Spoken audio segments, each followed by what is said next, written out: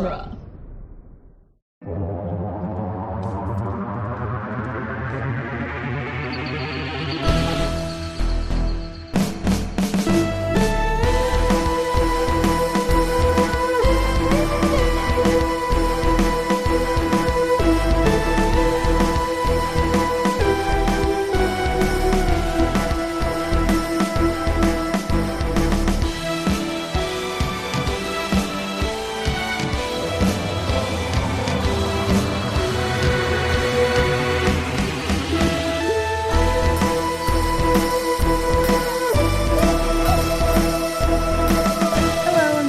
Doctor's Companion presents Doctor Who The Long Way Around, the weekly podcast where we review, discuss, and recap every episode of Doctor Who, one doctor at a time.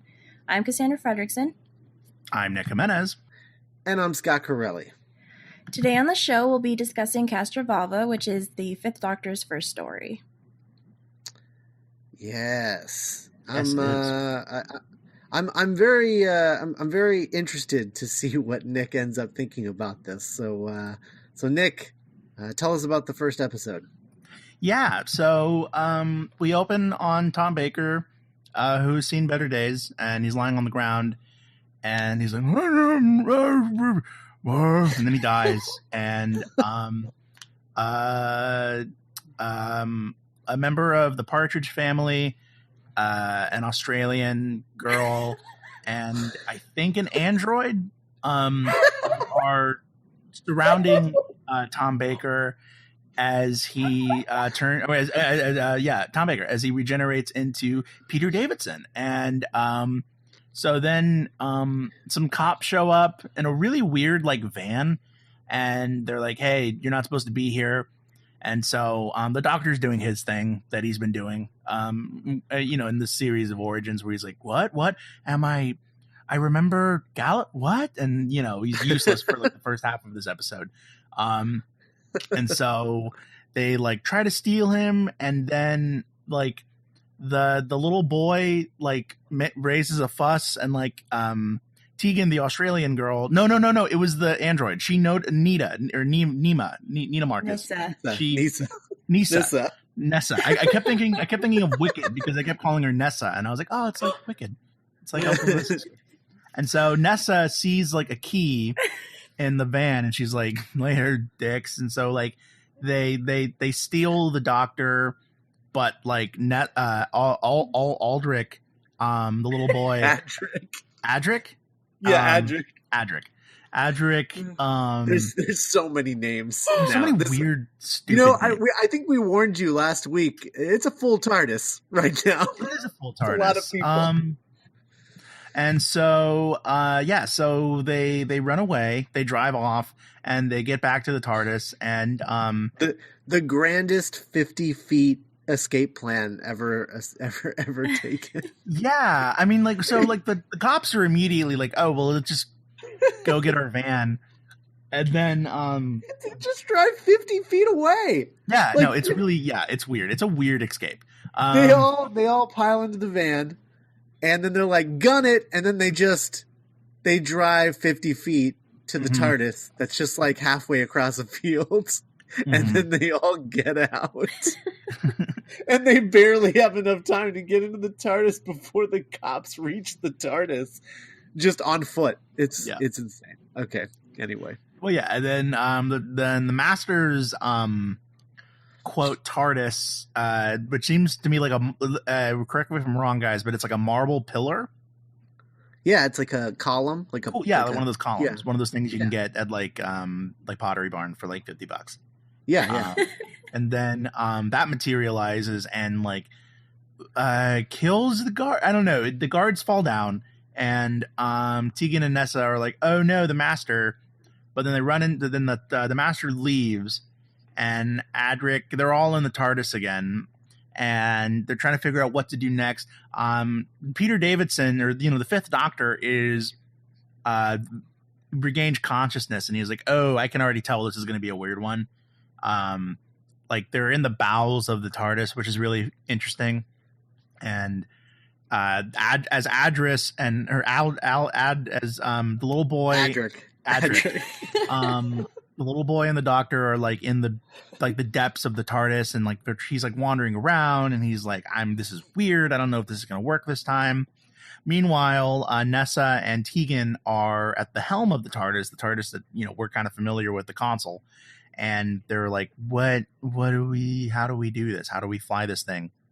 And they figure out that they're like a console, like a weird like TARDIS like reboot menu appears on like the screen, right?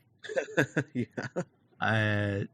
And so the doctor, like we get some classic stuff. The doctor very weirdly kind of the most interesting part of the episode, or at least this first one for me, is the Fifth Doctor sees his outfit like waiting for him, hanging on like a coat rack in front of a mirror.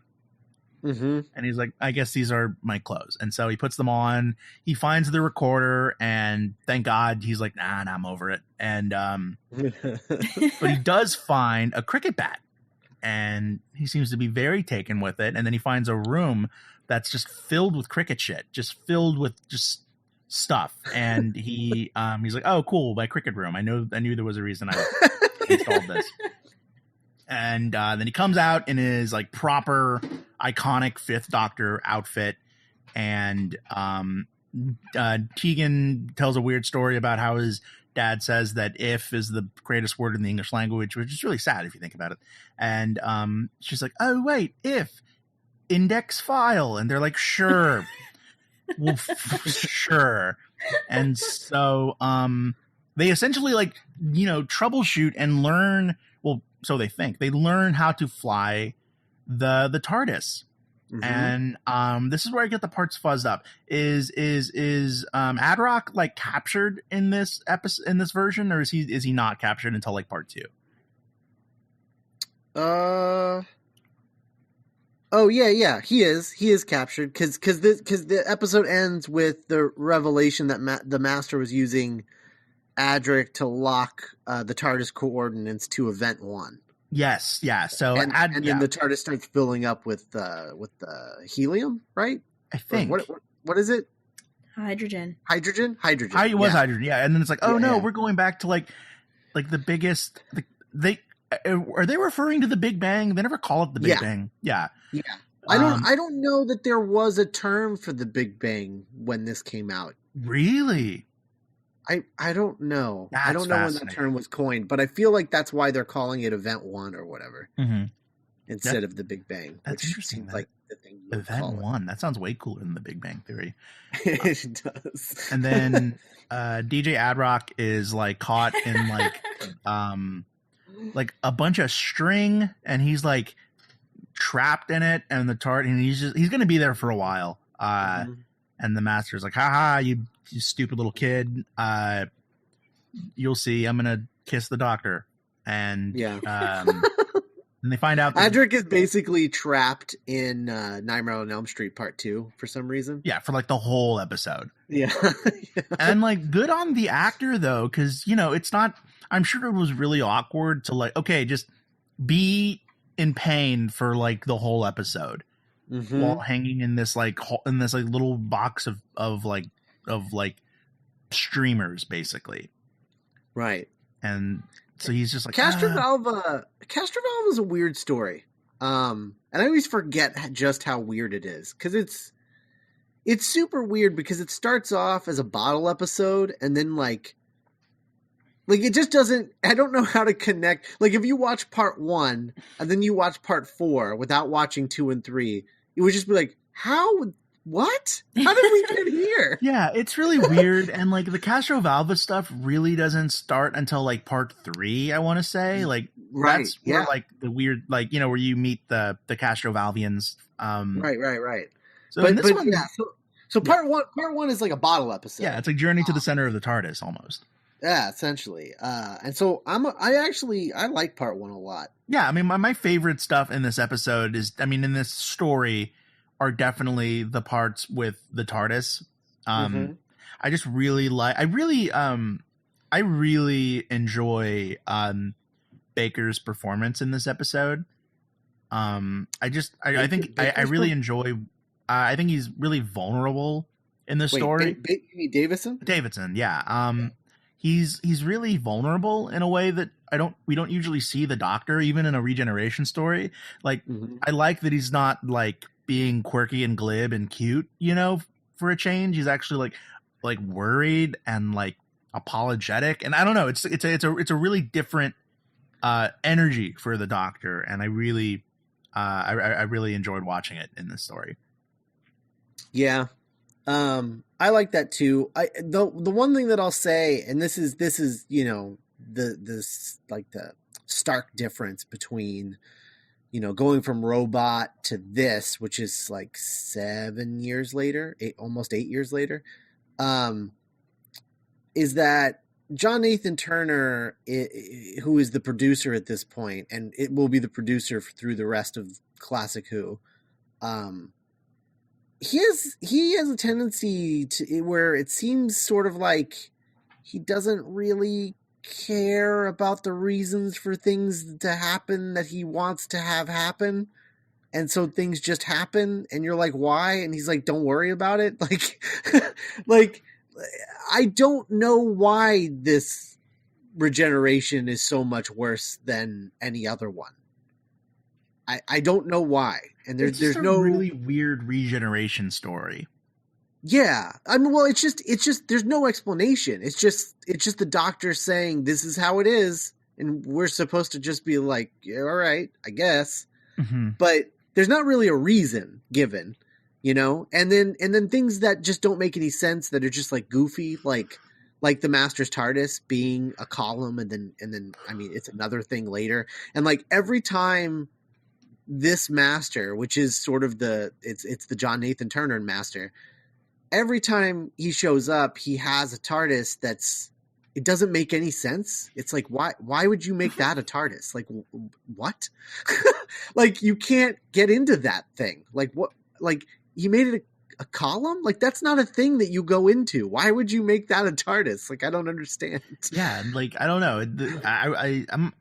I kind of want this Master. I want his TARDIS to be like a coffin, Right. What do you think, Cass? I don't really know how much of that is John Nathan Turner as much as it is Eric Sayward, the script editor, though. Is he the script editor at this point, though? Yeah. Oh. Okay. Yeah. Does that make a lot more sense? but I feel like this weird stuff happens. It continues, like, after Sayward leaves. That's true. I don't know. I don't know. I think like the Master probably is John Nathan Turner. But as far as the other random stuff, I have no idea. Yeah. I don't know. It's really weird. But yeah, I do love the Doctor like bumming around the TARDIS and like pulling his fourth Doctor outfit apart as a breadcrumb trail. I will say it is really sad to see him like, yeah, I feel like, because I remember there was an interview and I forget if it was JNT or Eric Sayward who said this in the interview, but they specifically pointed out that the Doctor unraveling the scarf was basically just them being like, this isn't Tom Baker anymore. Like, like they were specifically like making a point of him unraveling unraveling the scarf to say like we're done, like we're done with that era. Yeah. We're unraveling it. It's done.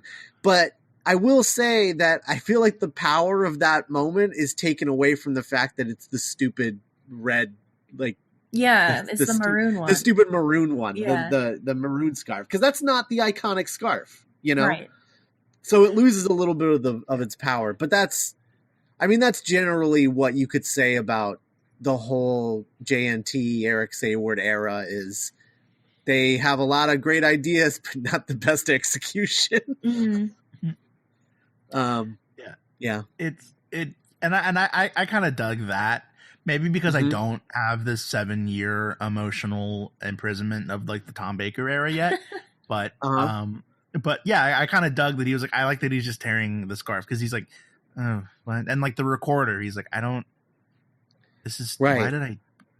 But then the cricket bat, which is arguably more stupid than a scarf and a recorder, he's like, yeah, cricket this bat. Thing. Yeah, it's time.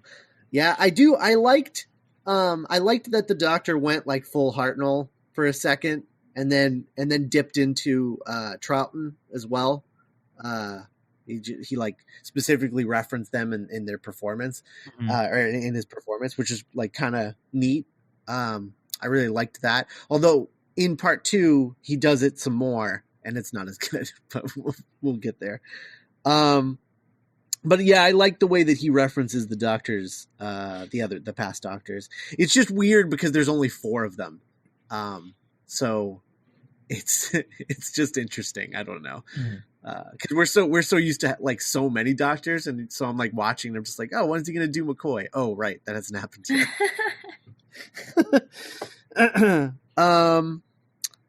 Yeah, I'm not. I don't know why the regeneration is failing.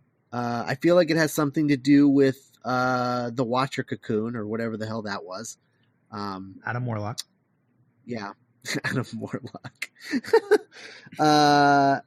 But the Zero Room, which is sort of like the base plot of this whole story. It's like the continuing thread through this whole story. I don't know what the Zero floats? Yeah. I don't know what the Zero Room does. It apparently helps. Yeah, it helps him through regeneration somehow, but I don't know how or why. Yeah. I don't know. Everything floats down here. Do you know how that works, Cassandra? Do you know what the Zero Room is? Or I really don't. And I think that's like because the guy that wrote this, like Christopher Bidmead, like he show ran or like script edited the previous season, which I am not a fan of at all. So he is like super into like the whole like technobabble weirdness stuff. So I think all of that weird stuff is him. And Eric Sayward's just like, okay, we'll roll with it, I guess. Whatever. It's fine. Yeah. Yeah. Huh. Yeah, I have trouble like figuring out what the plot of this story really is, honestly. Which makes it difficult to have like a lot of fun with it. Like there's like fun parts, but it does make it problematic to like have fun with it. I think the Master just wants to look at the Doctor. I think he just wants to be with the Doctor. Yeah. I think that's the emotional through line of this. Yeah, I don't think you're wrong. I will say, when the Doctor puts on his outfit, and I'm just like, that is God, I love his outfit. And I just love, it's the only outfit, I think, of all of the Doctors in the classic era that is like, it's very well coordinated in the way that like the 10th Doctor's outfit is very well coordinated. Yeah, no, he looks sharp. And yeah, it's kind of a declaration of a new aesthetic for the show. Yeah. Mm-hmm. Like the music even sounds really like, I actually really love like the score of this. It's very like, it all gels. Like visually, this whole episode just really gels together really well. It's a really pretty retro. I mean, not at the time, but you know, like I was digging like the look of everything. Well, you're gonna love Enlightenment then. Sure, oh my god, Fiona Cumming. This is like one of the handful of female directors the show has ever had is this episode. Yeah. And I really liked Tegan and Nyssa at the TARDIS console together. I thought that was really cool. Mm-hmm. Just them interact. I like just Tegan's like kind of like impatient Australian nature, and then like Nessa's like math and well, I guess Adroc is into math. Yeah, he gives them all weird jobs. He's like, you're smart, so you're the navigator. Al, you're good at math. You're the math guy. Nessa, you're a computer, so you're in charge of numbers. And now Odin sleep. This really is an Odin sleep kind of situation, isn't it? Yeah, it's funny. All right, so moving on to part 2. With the cliffhanger being that the Master was gloat laughing from a view screen with with Adric strung up behind him. And then Nyssa says, "That face, I hate it." And then Tegan's like, "What are we gonna do? There's only one thing we can do." And then she shuts the view screen off. I know, which is so great. There's this kind of beautiful moment where Adric's like, and then like, you know, he's like, "Well, turn it off." And I think it's Tegan. She's like, "Well, that's just awful." And I'm like, they are fully intended to just leave him. Oh yeah. Like, well, no more you're scampering, I guess. Yeah. Whatever you've been doing for however many years you've been on the show. So Tegan and Nyssa are trying to figure out how to get out of this whole Event 1 situation they found themselves in. And then meanwhile, Adric is like trying to resist the Master, and he's like, I'll fight you. Like, dude, you were in no situation to say that. Yeah. I like how loyal, I like how fiercely loyal Adric is to the Doctor. Mm-hmm. It's very. Yeah. So what happened? So what was he like? Do you like steal some bread? Like what's this guy's story? Like why is he in the show? You'll see. You'll get there. You'll get there eventually. Yeah, it's I don't know. He comes from, I will say this. He comes from a planet of mathematicians. A math planet. Oh, good. Did you know that it's the competence or incompetence of mathematics is actually a genetically it's a genetic trait that's passed down? Huh, interesting. Yeah, I read an article about it in like a journal. That makes sense that there would be a math planet then. Yeah. So the Master is just like, "Look, guy, kid, whatever." The Doctor, it's unclear whether he's a boy or a teenager. Yeah, I can't. It's because the thing with old shows is like you can't tell if it's an older person that they're trying to tell you is young, or if he's actually playing, or if he's actually like an older kid. Like, I don't know, because Adric is obviously not prepubescent. Like, he's too tall to be prepubescent. Yeah. So he's got to be at least like 13, 14. But the way he acts on the show most of the time, he's like 11 or 12. So like, I don't know. I can't. I will say Adric would be a huge hit in the Boys Town district in Chicago. That's well. The Master certainly seems to think so. Yeah. So he says, "You should join forces with me because the Doctor sucks and he's going to die." And Adric is like, "Well, all right, I guess so." And then we're back in the TARDIS, and it's really hot in there. And Nyssa and Tegan have started taking off layers as they bicker and fight with each other. Oh yeah, the TARDIS heat, like the air conditioning's broken or something. Right. And then the Doctor rolls up in a wheelchair and he starts doing donuts in the TARDIS. Look at me, look at me, look at me, look at me, look at me. And then he says to reverse the polarity of the neutron flow, and then like stops, and he's like, "Oh, I've said that before." Mm-hmm. He's like, "Also, I was in a wheelchair before when I was in a regeneration story." Yeah. For the guy who said that thing. Weird. And then they say something, and then he says, "Ask K9." And I was like, really? That's it? That's your go-to Fourth Doctor reference? Ask K9. What else is he going to do? Like roar at people? I don't know. Ask somebody as they want a jelly baby. I don't know. Something. Yeah. Ask K9 is not his catchphrase. Yeah. If anything, it'd be like, "Shut up, K9." Yeah. Yeah. So Tegan and Nyssa, they figure out how to get out of their situation, and the Zero Room is gone because they had to shoot it off of the TARDIS to like save them from plummeting into Event 1. And so what happens is they look up, like the Doctor's basically like, "Hey, like I need to go someplace and chill. and the TARDIS should know some places to go. So they look it up in the TARDIS, and the TARDIS is like, oh, you should go to this planet called Castrovalva. I'll set coordinates. And it's like, great. So then they go, and they land crooked because Tegan doesn't know how to land the TARDIS.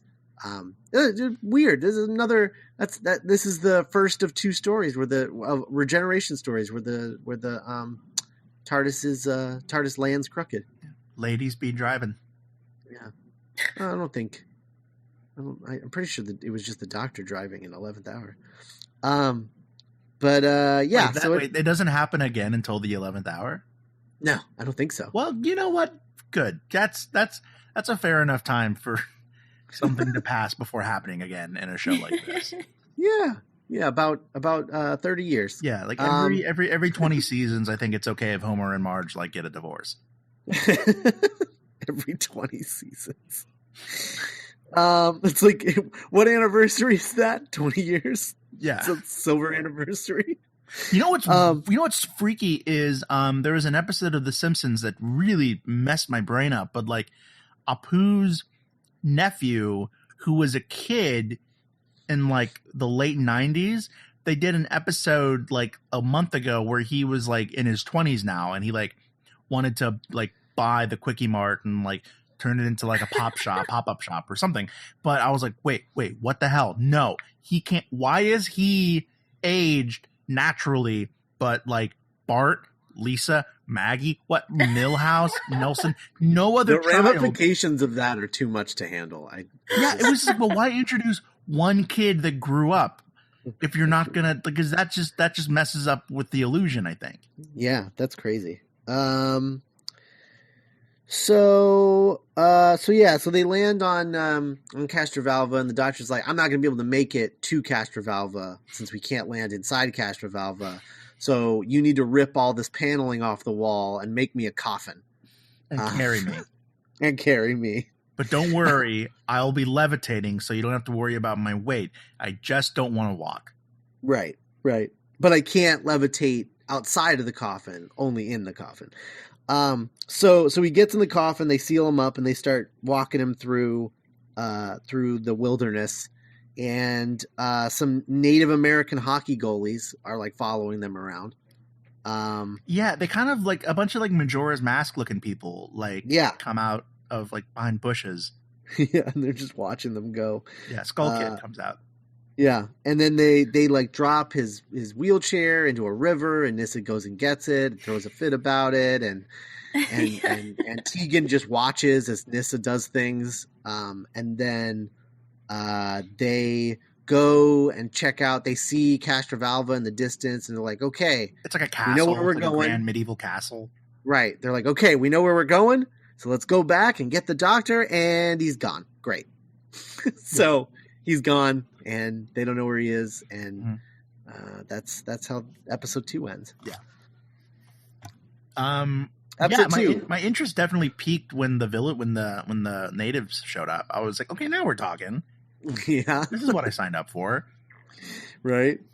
It's just funny because they're in this, and then obviously they're in part 3, but it's like, it's just, I don't know. I'm all about. I'm just really into Nyssa and Tegan's like relationship. I don't know. They kind of have like a Starfire Raven thing going on. Yeah, a little bit. I can see that. And I was like, I mean, I really feel for Nyssa. I feel like Nessa's really like keeping the whole family together this episode. Because like the Doctor's in Odin's sleep. Tegan's like really emotionally just all over the place, and like Adric's like smooth, young, hairless body is being like tortured by the master. Well, the thing too that you need to remember, or I guess need to know, is that Nyssa has only been a companion for one episode before this. Really? So it was Tegan and Adric for like no, wait. Okay.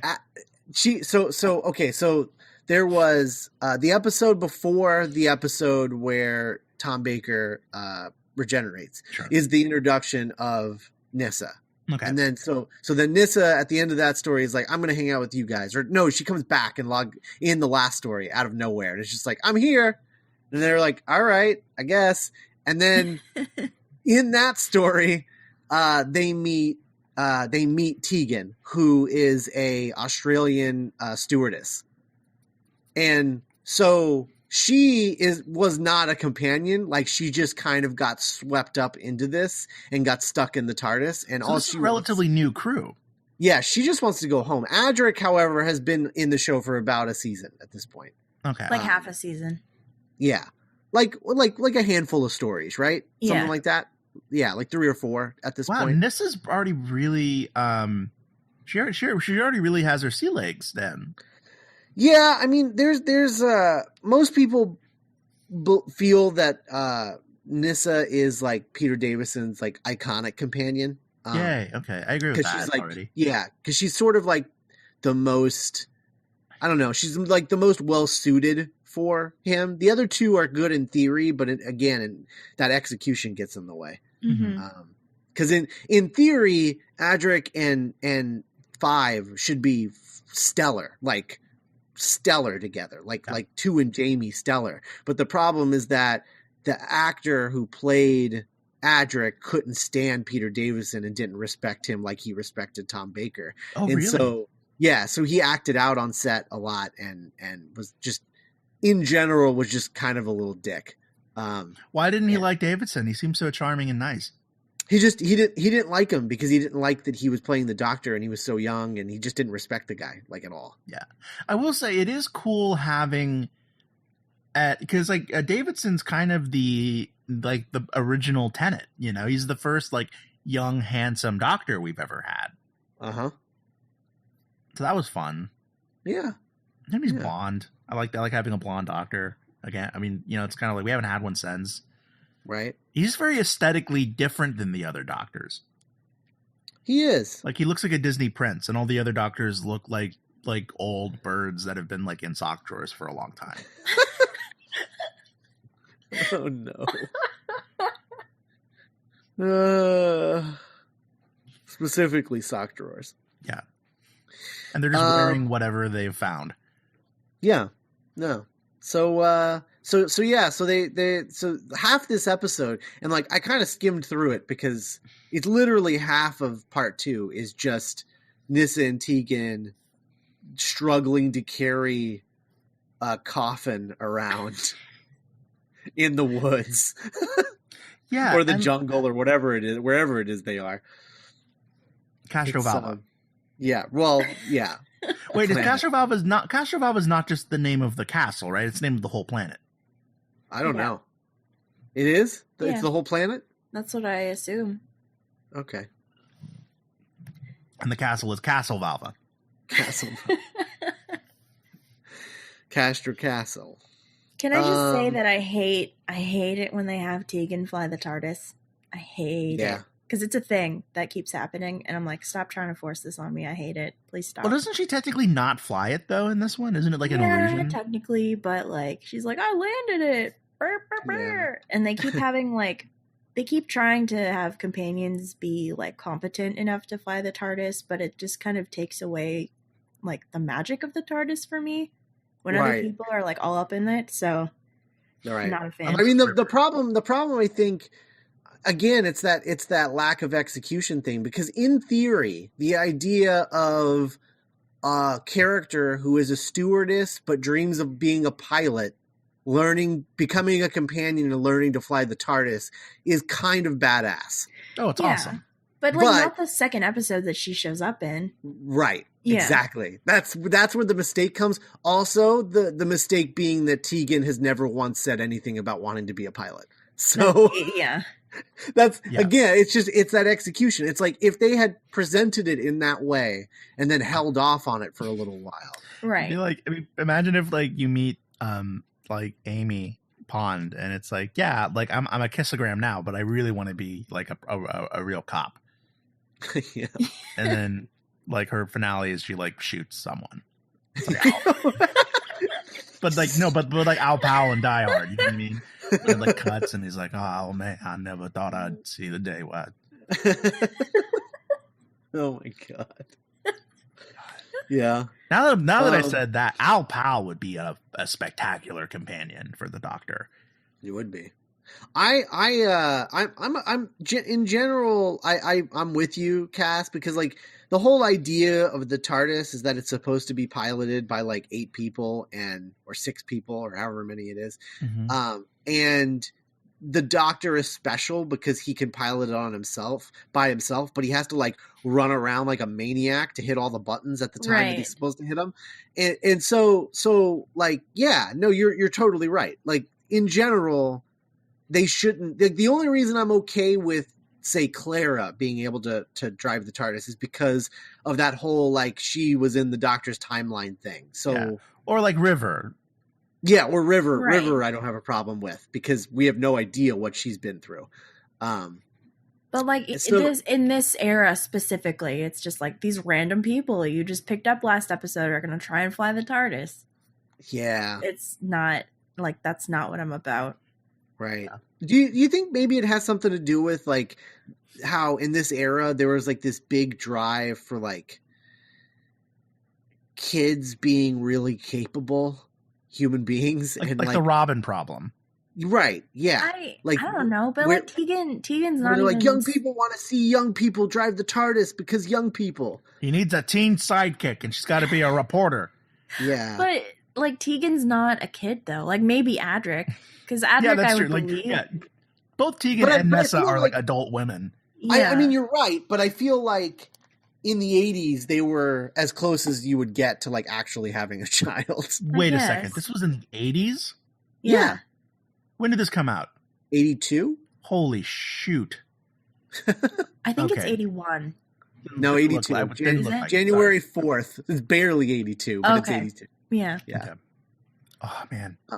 Little kids watching that on January 4th, they're like, nothing else coming out in the year 1992 will be as good as Castrovalva.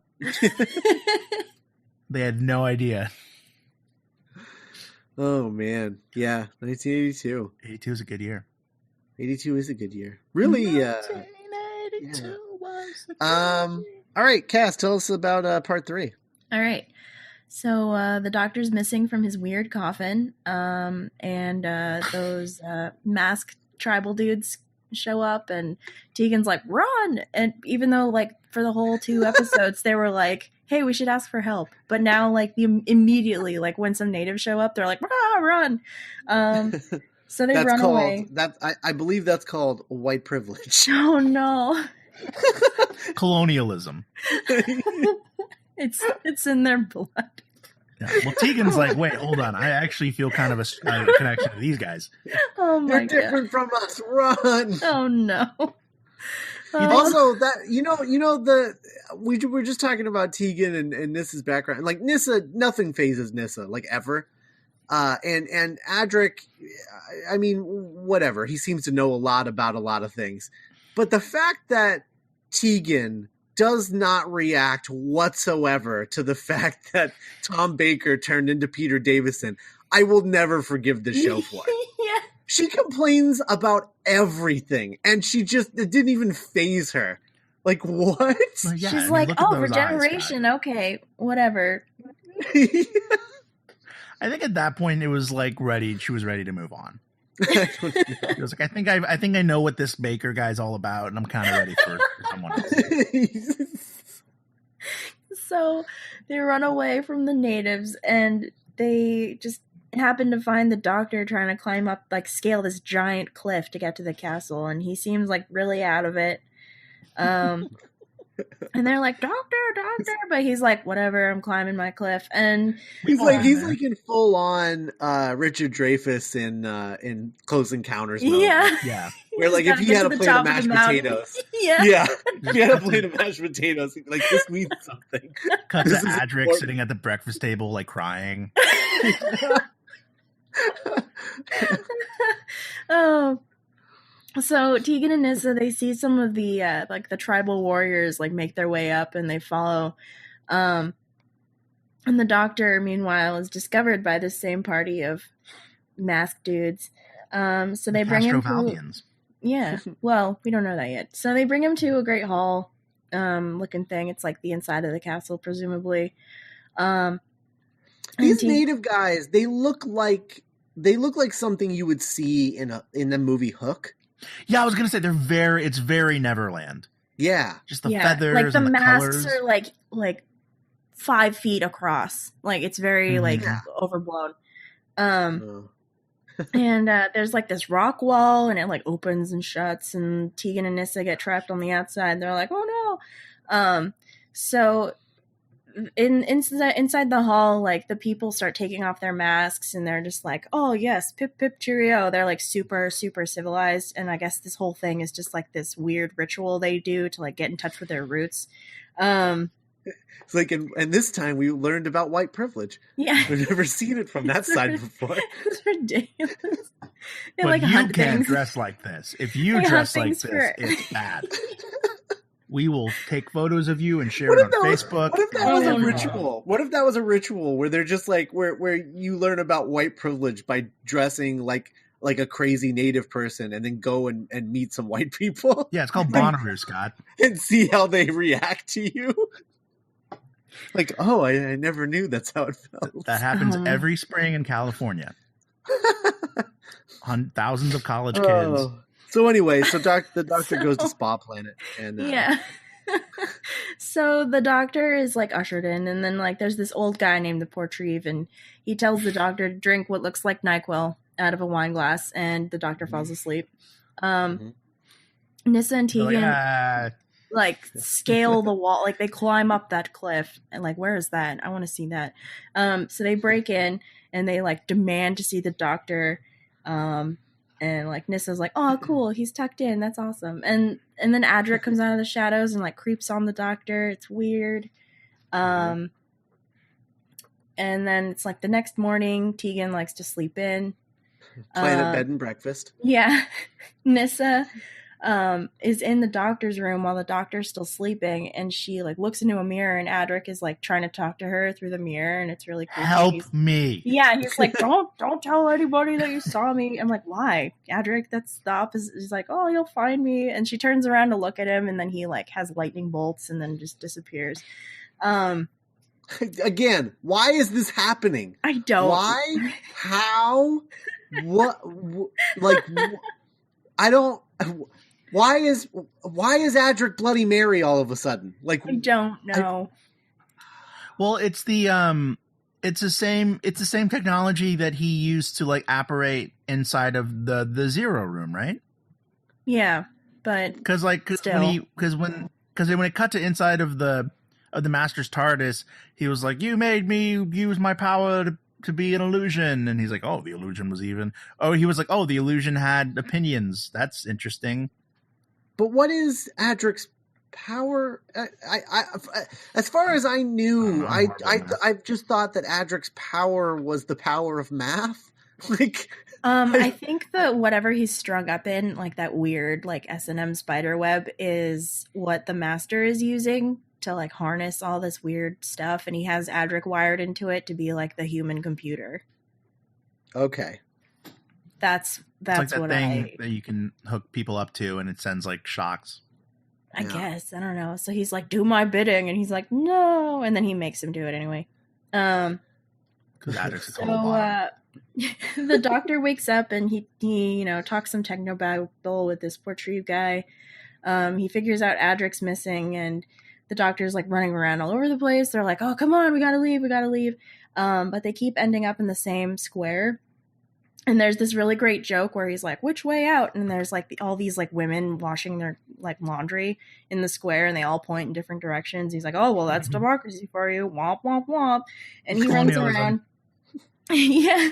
And he runs around, and it's pretty much like a crazy Escher painting. And then the last shot is like all these weird like angles of people walking around, and it's meant to be like the space folding in on itself. And it's like, oh, it's a space time trap. Yeah. And that's where the third Goblin King from Labyrinth shows up. Yeah. Your eyes could be so cruel. I love that they like okay, so we're talking about like the native outfits, which is probably inaccurate as far as like what we're actually calling them. They're like hunter outfits. Is that what they said they were? Right? Mm-hmm. Hunter outfits. Yeah. So these hunter outfits are like when you see like in the movies, you have like the crazy guy who's like in a suit, like in that last Mission Impossible where Simon Pegg is wearing that thing and he's like laying in the field and he's got like the big camouflage. The big fuzzy camouflage thing. Mm-hmm. They're wearing that. Thing. Yeah, they're wearing those, except that they're like rainbow colored. And that's what they're wearing at the beginning of this story. And then by the end of this, they're all in like very proper attire with buckets tied to their head. Yeah. Multiple hats. Yeah. It's like plexiglass buckets. Yeah. Yeah. It kind of goes from like Neverland to Dr. Seuss. Yeah. Yeah. Like it's like a bucket bonnet. Yeah. Yeah. The bucket bonnet war. That sounds like a Dr. Seuss book. Bucket bonnet. Yeah, Escher painting. I feel like somebody found that effect by accident and was just like Doctor Who episode. Yeah. We got this. Well, this should take up about 4 episodes. Yeah. I'd like to know what that set just like looked like. Just, like what it just own? Yeah, just on its own, like without the effect. I wonder what the set actually looked like. You know what else Castrovalva as a building really reminds me of now that I think about it? It also kind of it reminds me a lot of Maz Kanata's like fortress. Yeah, a little bit. It also reminds me of the command center from Power Rangers. Mm-hmm. How it was like in the middle of like out in the desert. Yeah. Oh, we got to go to Zord. Thank God for those teleporters, or else they like. Can you imagine like they're at Ernie's and it's like, crap, we got to go to Zordon's and it's like an hour drive out west. Well, remember when the first time they got sent there, they just like pieced out and was just like wandering through the desert. Yeah. That comic's really good, by the way. Yeah, it is good.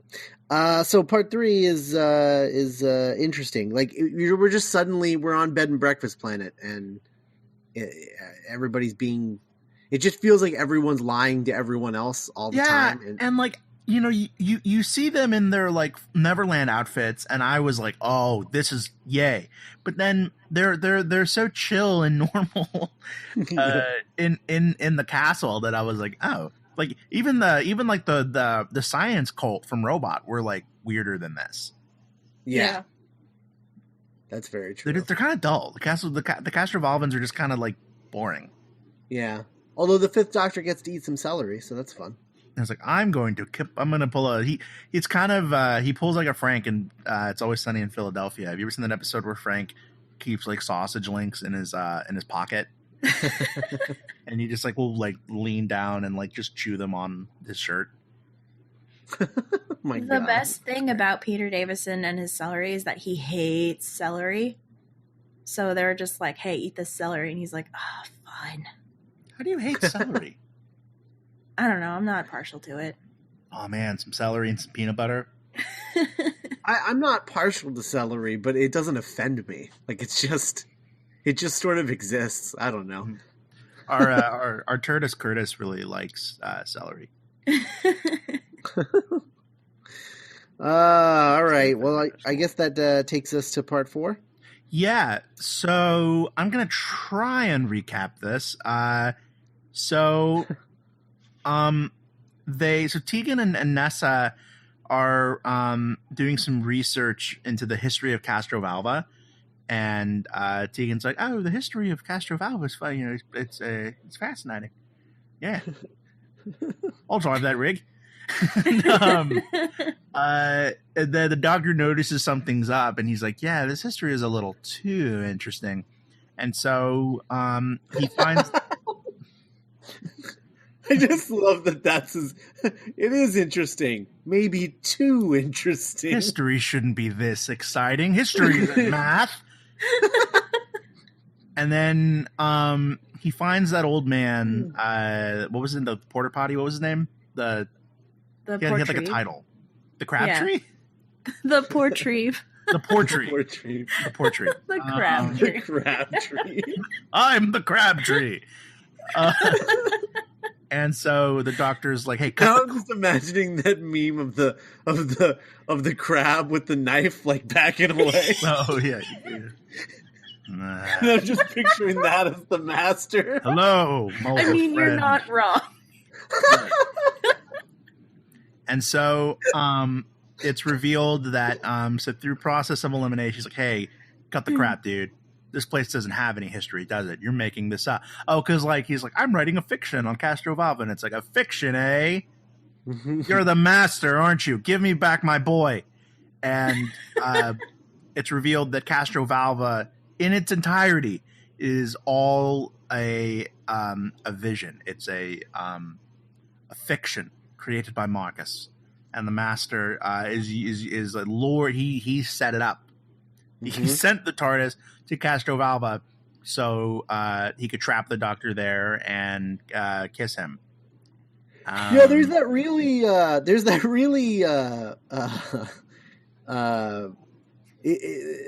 really like Ben is Glory kind of situation scene where the Doctor's like draws, and it was a really funny joke because he's like, okay, I want you to draw a square, and the guy's like, all right, and he draws a square. He's like, now draw a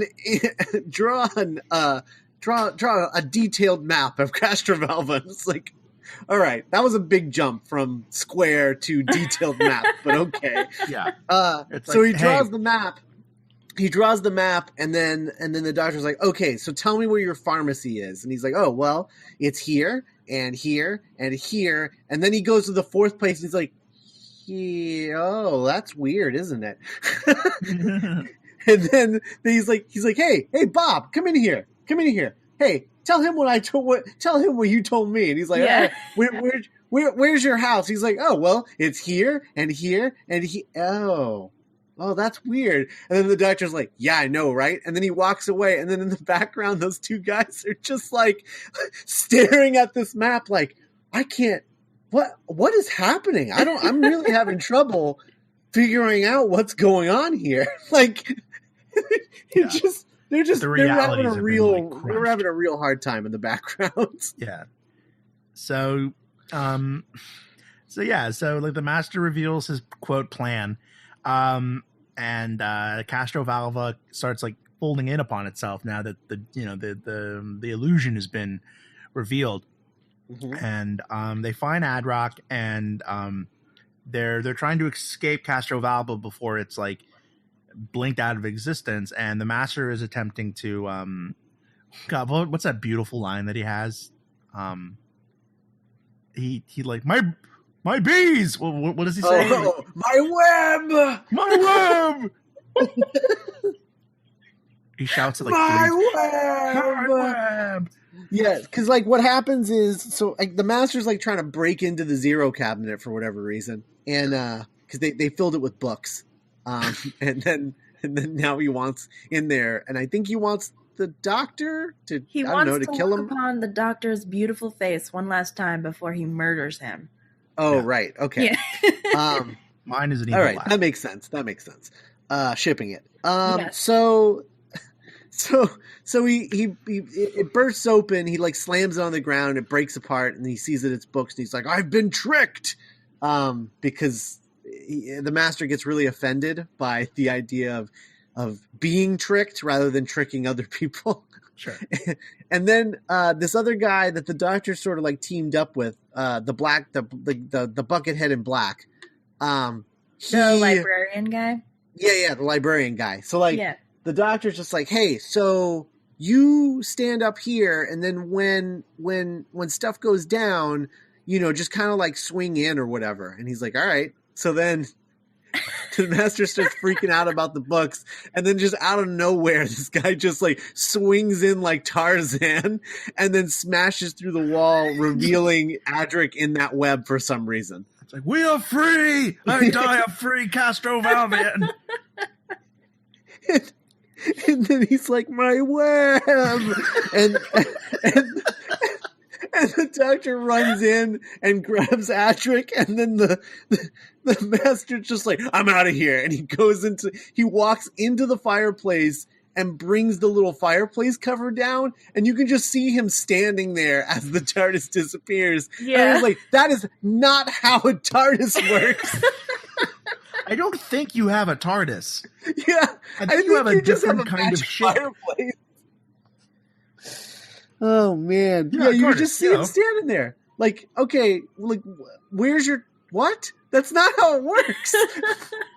At least it's not a column this time. Yeah. Oh man, but the column, at least the column's better because you can't see the center of the column, so you can imagine. Oh, I guess there's a TARDIS in there. We can see inside the fireplace. There's no TARDIS. Yeah, there's no TARDIS console. Like, it would have been awesome if he had went into the fireplace and then slowly came back out and was like, "That is a fireplace." Nope. Time to escape in my TARDIS, and then like he grabs like a pillow. Network, yeah.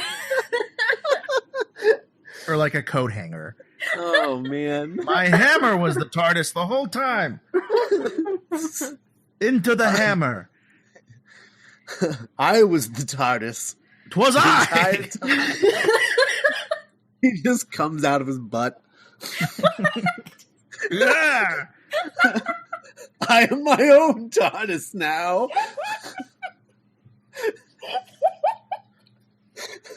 And so he like tries to escape, but then the Castrovalvans are like, "Daddy," and like they won't let him go. And they escape, and the Castrovalvans and the Master are, I guess killed. But we know the Master's. I mean, even the Doctor's like, "No, that's not how it works. He'll be back in a few years."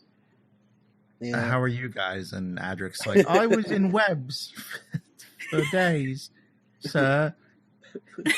I'd like some bread." And the doctor's like, "Here's to us, the best friends club." Right. And then he reveals to, not before revealing to Tegan, "Oh yeah, you didn't pilot the TARDIS. That's ridiculous." Yeah. No, don't be stupid. You're Australian. Don't be dumb. Come on. A stewardess can't fly. Your dreams are stupid. A stewardess and Australian. And a woman. Oh no. Never fly. So how long does this crew last before like they all like die? I mean the like most of the crew hangs around pretty much all the way to the end of Davison. Almost. You're kidding. No. Nessa. They switch out like in the middle. One of them switches out for someone else, and then it pretty much stays the same to the end. Almost. Okay, well I mean, I really like Nessa. Tegan's pretty cool, and Tegan actually stays on the longest. That's cool. Yeah. Which is really weird.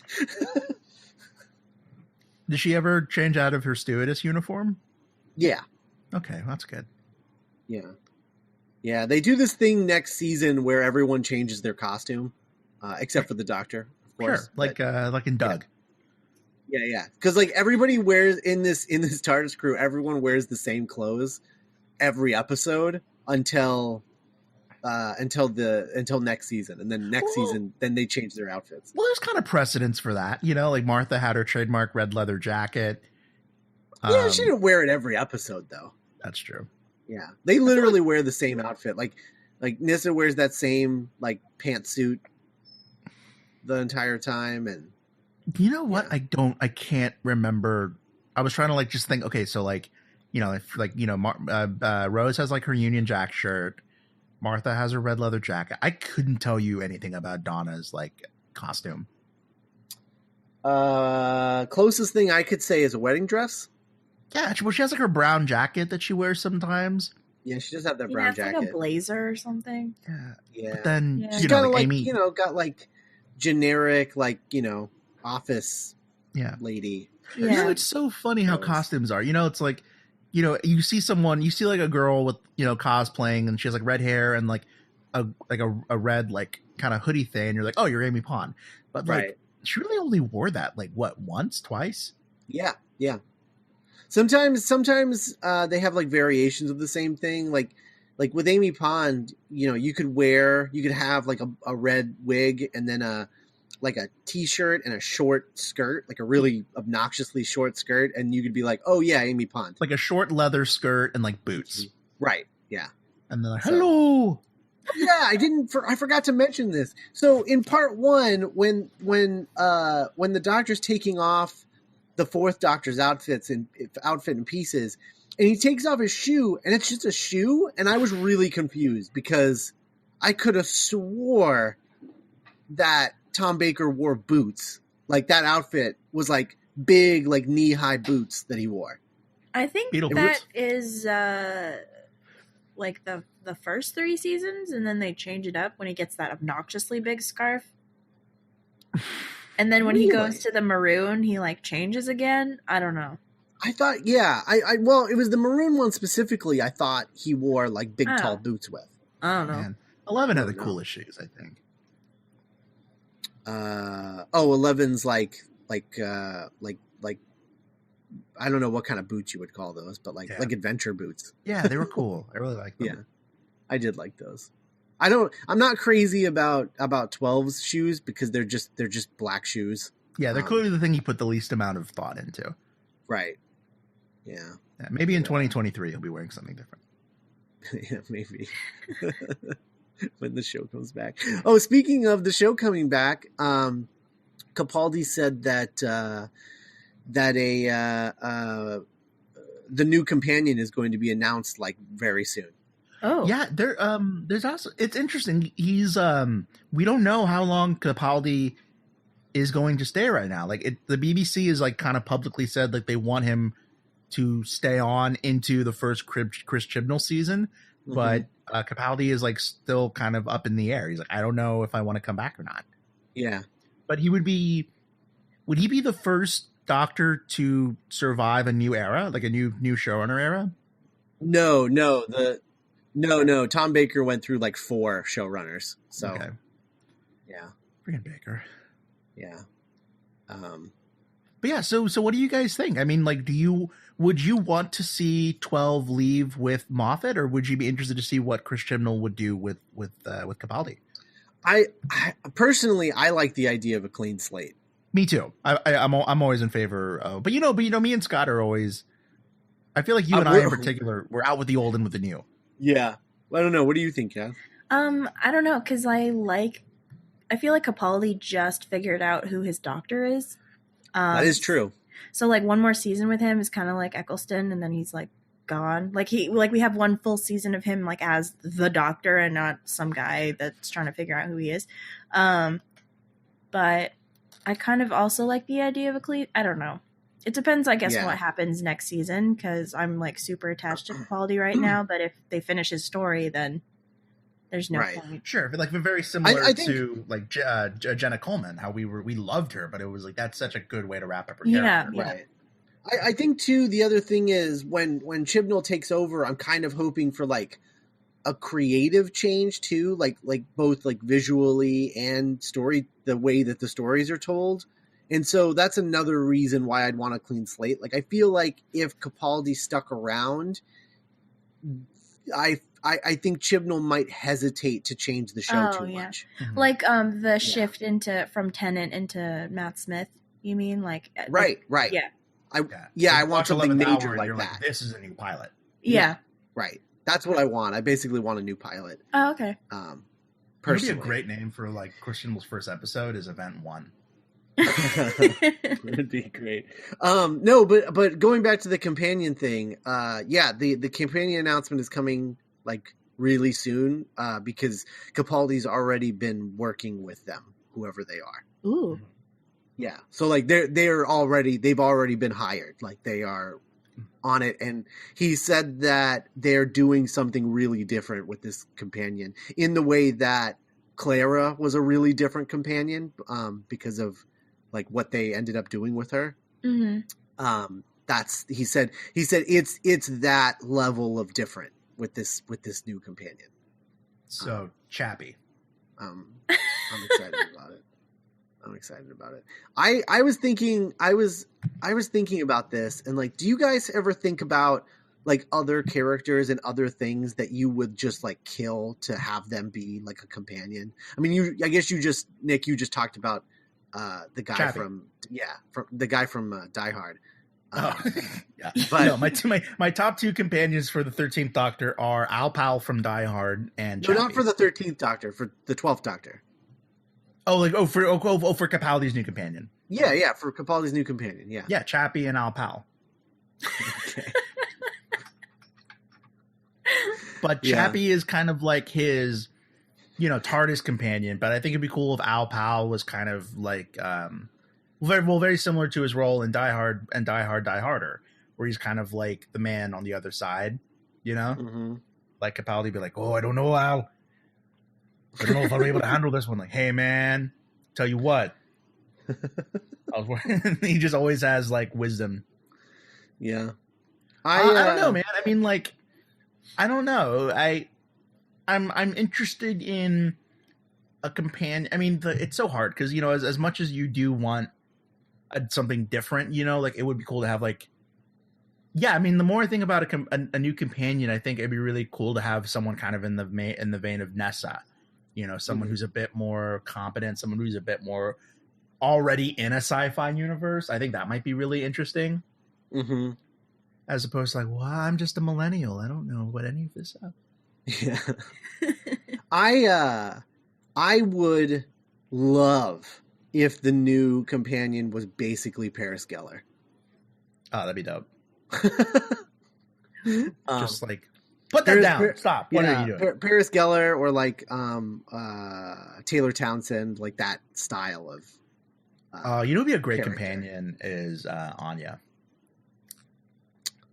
I think she's like kind of too old now. I mean, oh no, I mean like the character Anya would be a great companion. Oh yeah, sure, yeah, yeah. That kind of character is like that kind of like overachieving.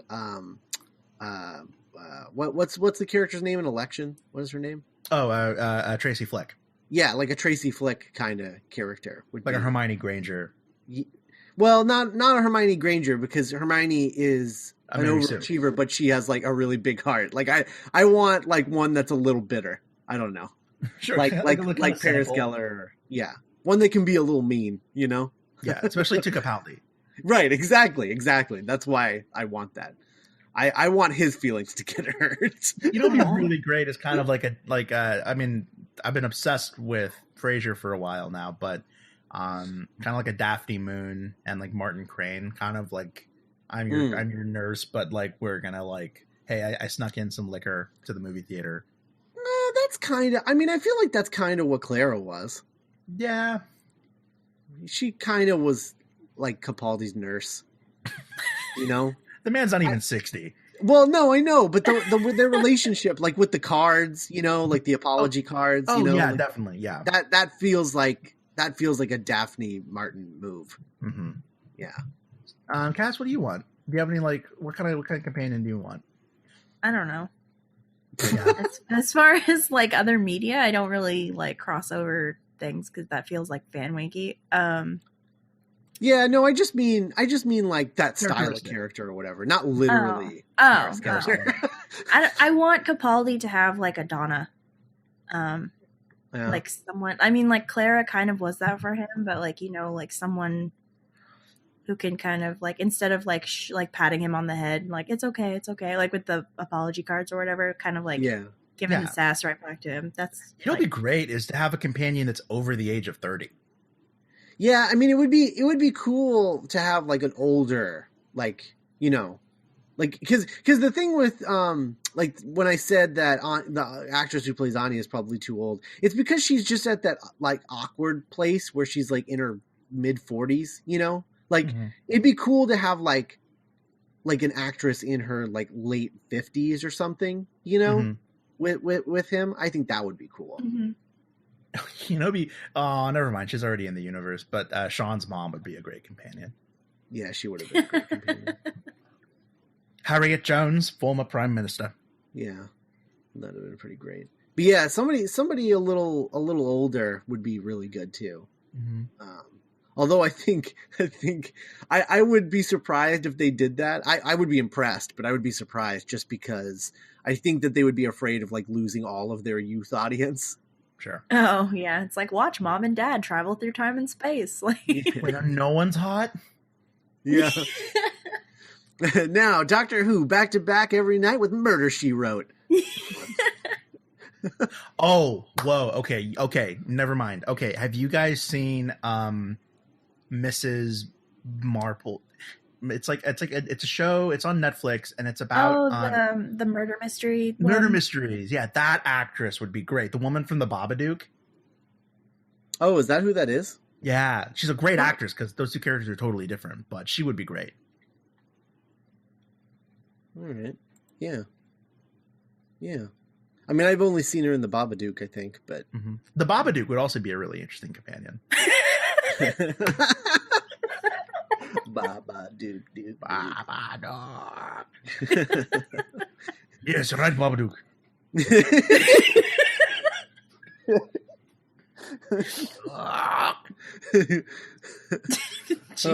Oh my God! All right, well, that's our sign to go. Yeah. Go to the website, thedoctorscompanion.us. You can leave comments there. There's also a donation button that you can click and donate to our cause, donate to the show if you feel like that's something that you might want to do. You can also email the show, contact@thedoctorscompanion.us. Any emails that we get, we'll read on the show, so send them away. We won't wait for like a special episode or anything. We'll just do it. Also, we're on Twitter. To roll on Doctor Who to read your emails. Yeah. Also, we're on Twitter at TDC Pod. On Tumblr, the Doctor's Companion Podcast.tumblr.com. We're also on Facebook. You can like us there. Leave us reviews on iTunes. We have a lot of reviews, but we don't have, I think we only have like one for this new version of the show. So if you like what you hear, get on iTunes and leave us a review and let us know. That would be really great. And if someone wants to draw the Babadook and the Doctor, like... That'd be pretty great. And then check out our other podcasts. Geek by Night, our original audio drama that we all work on. Cass's episodes just wrapped up. Yeah. There we go. She wrote and directed 2 episodes, and she's got a couple more coming up too, which is very exciting. So go check that out, geekbynight.net. Also, Back to the Future Minute at backtothefutureminute.com is a podcast where Nick and I break down Back to the Future 1 minute at a time. And we finished the first movie, and we're gearing up for the second one. So we're in a hiatus right now, but the entirety of Back to the Future is available. So that's like 116 episodes.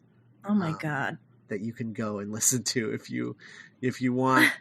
Each episode is like 15, 20 minutes. Ish. Some go a little longer.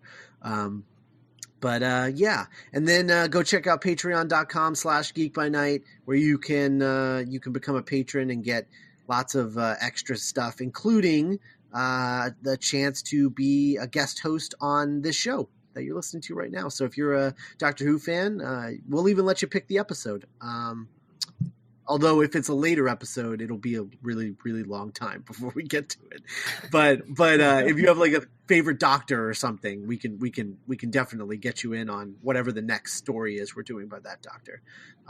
So go there, patreon.com/geekbynight, and we'll see you next week. Oh yeah, you can also follow all of us on Twitter. I need to add that back in the script. I'm at Scott Corelli. Cassandra's at Dark-Hearted Rose. And Nick is at Nick M. Jimenez. And we will see you next week with, God help us, the Twin Dilemma. Woohoo!